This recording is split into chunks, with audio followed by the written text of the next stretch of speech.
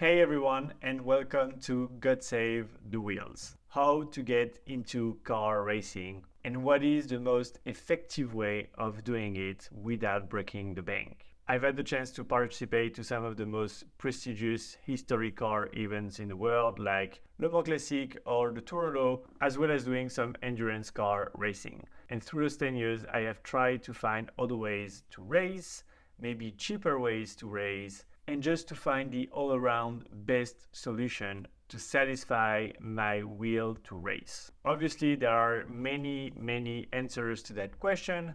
I personally have my opinion, and this is what I'm going to try to explain to you today.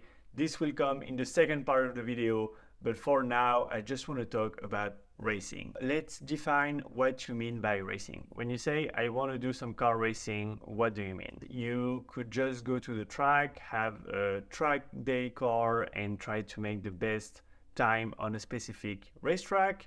You can do some autocross. You can do a lot of different track driving, which in my view is not racing, but could be a good entry point to it. Now, to me, racing really is about racing with other drivers at the same time. I mean, if you watch Formula One, I think you are much more excited by the race on Sunday than the quali on Saturday.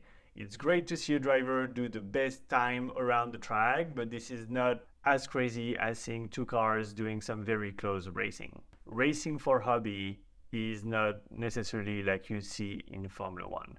Those guys are professional drivers and that's their job. When it comes to being your hobby, you don't want to hurt yourself, you don't want to destroy your car, you don't want to destroy someone else's car, and you don't want to hurt someone else. So although you will be racing, you need to know how to do it safely. While you may strongly want to be racing, there are obviously a huge number of factors that come against that objective. The first one, enormous one, is just the money. Racing is expensive. Even if it's just about having a car to go do some track days, this is expensive. You have to buy the car, you have to do all the mechanic to prepare it for the track. You have to buy all of the things that are going to be consumed when you go to the track day, so the tires, the brakes, all of the fluids, the price to get into the track day or to register yourself for the race, the price to tow the car, or maybe what you need to have to tow the car to the track. If you have the right contacts to get the parts, this is great. It is still, at the end of the day, going to be an expensive hobby, a very expensive one. All of that, and this is not even counting the fact that you may break the car when you go on the track. I would just tell you to be very careful. Do not dump all your money into that, because at the end of the day, if you break the car, there is barely any insurance that's going to cover you. Racing is expensive. There is no way around it. You need money, you need time, you need commitment, and you cannot really fail. Because if you fail on any of those things, you just won't be able to race at all. Maybe you will buy a car that's made for the track, but you won't have time to take it there. You would just dump some money into that car and never use it. Or maybe you have the time, but you don't have the right car. I mean, it has to be in alignment of a lot of things that all come also to your commitment. You have to be very committed. And also, while racing is expensive, do not overestimate your skills at doing it as well. You need to learn the racing lines. You need to learn how to brake and accelerate effectively. All of that does not come naturally. You may be a good driver, but there is a big difference between driving fast and actually racing. When you get into actual racing, you also need to factor in all of the safety driving you need to be making because you have cars around you. But when you're actually in the car and ready to be doing that overtake, you probably have that thing in your mind of okay, if I fail there, I may break my car, I may hurt someone, or I may hurt myself. Most of the racing organizations are going to ask you to do a day or two of racing school before actually being able to race. And this is super important. You really need to know the safety around the track. You need to know what the flags mean, and you need to act and have the correct behavior. When all of that has been said, your objective is still to be racing.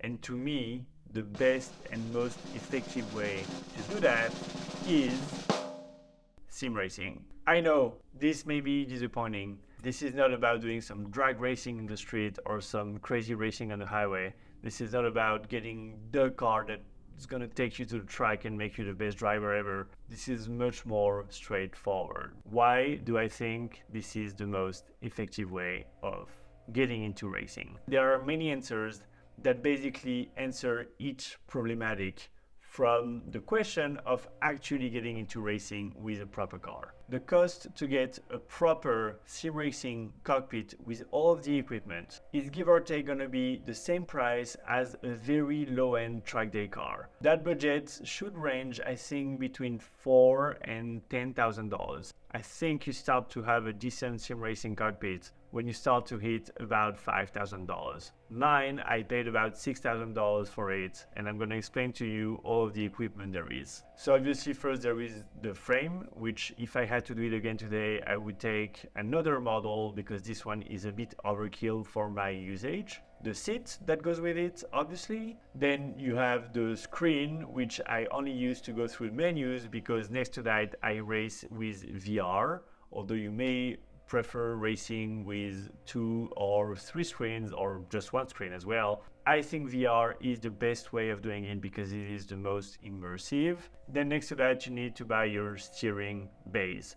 I decided to go with the Fanatec GD2, which is a direct drive base, which basically if you decide to have a serious sim racing cockpit, you should have a direct drive base. This is what's going to give you the best feedback overall. And then I went with a Fanatec steering wheel, a regular one that just does the job perfectly. Now we get to, I think, the second, or if not the first most important component of your cockpit, which are the pedals. Racing car pedals are totally different from your everyday car pedals. They are much harder, sturdier, and the feeling is just so different. This is going to be one of the most important components to give you the closest to reality feeling. So I decided to go with Heusinkveld, which is one of the best brand of sim racing pedals. I would suggest you to do the same. I will put the link in the description or whatever, like the rest of my equipment. And then you end up with the computer base, which, you know, just take something that will do the job for VR and be quick enough. I'm sure we'll find a good deal on Amazon. This doesn't have to be that hard, but basically this is all of my cockpit. And as you can see, my cockpit is literally in a closet. So I understand that you may not have a lot of space. I understand that you may not have a lot of storage in your apartment or house. Mine is literally in a closet. And this is the second apartment I have where I had to put it in a closet. It's not great. I feel like Harry Potter when I'm going down there, but at least it does the job. And since I'm doing it in VR, this is not too much of a problem. Once you have the equipment, comes the question of the game. To me, if there has to be one game you should be playing for sim racing, it should be iRacing. iRacing is going to be the closest to reality in terms of track, in terms of cars, in terms of behaviors of those cars on the tracks. It's just going to be the closest to reality, and there's no way around that. iRacing is also kind of expensive, although with just the basic membership you will have a pack of cars and track that you can already try to race around, but then it's expensive. Cars can cost between $12 and $15, and same for the tracks. So every time you need to buy one, this is another expense. Now, how does iRacing works? Well, iRacing has different licenses. One that is for road racing for sports car, one that is for road racing for Formula cars, one that is for ovals like NASCAR and Indy cars, one that is for dirt road like rallycross, and one that is for dirt ovals. For all those licenses, your goal is to participate at as many races as you can in order to increase your iRacing rating, but also your safety rating. The safety rating is the key to iRacing. You will be able to gain in licenses because you are safe, not because you are good. And this is very important because when you watch Formula One, obviously you're just looking at how fast a racer is around the track or how good he is to overtake people. Well, in real life, I would tell you that what makes you a good driver is how safe you are. If you're able to be safe, you will be able to have a successful career in racing. And also, if you are safe, your biggest reward is that you're going to be able to race with people that are safe as well. So when you start as a rookie, you may be in a big pool of crazy people that just came from Gran Turismo and try to apply the same thing on iRacing.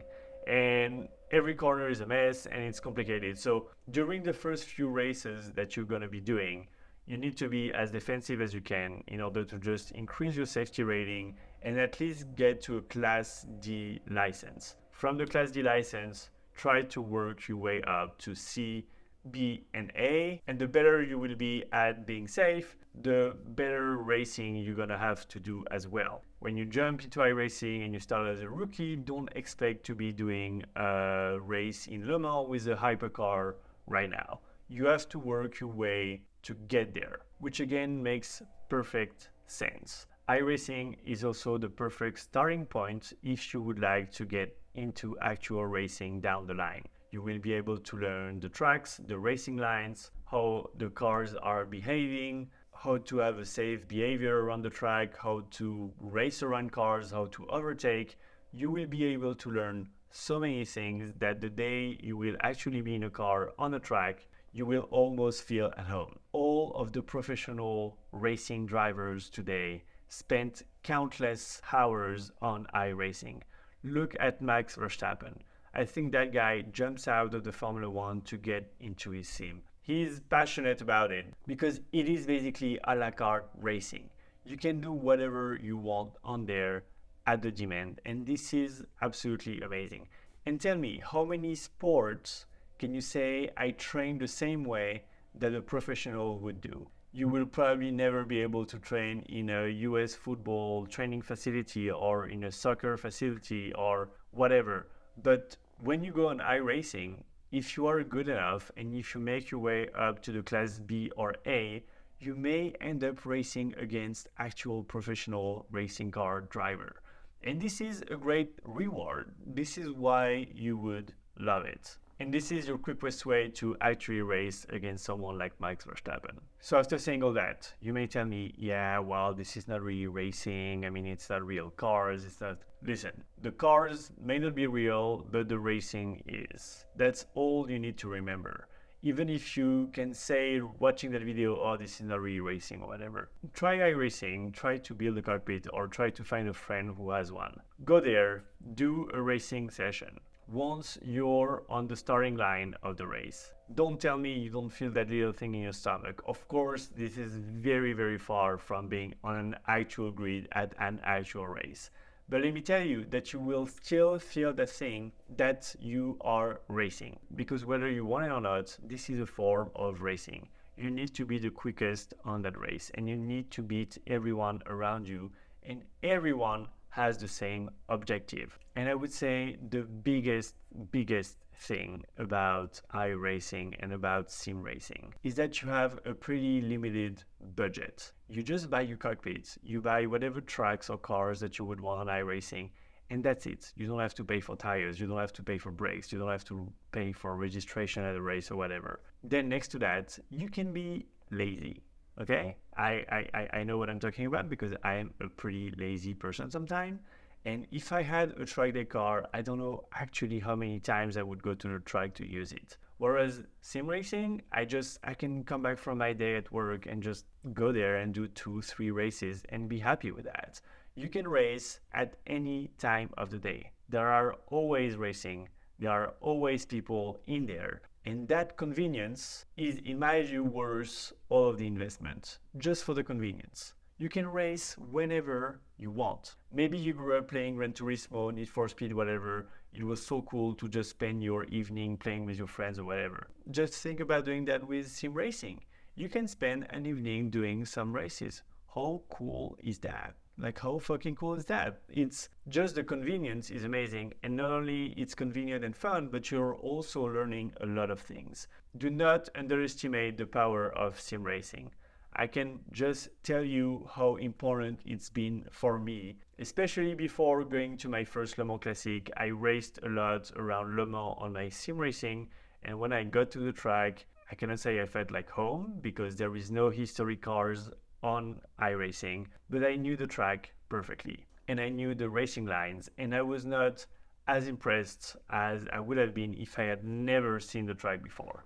Of course, it's a track I had known through Gran Turismo and everything, but once you get into VR with a direct drive steering base and some actual pedals, you then get immersed in a very, very different way. So anyways, I would really, really, really invite you to do that, to do some iRacing and some sim racing. This is honestly the quickest way to do some racing.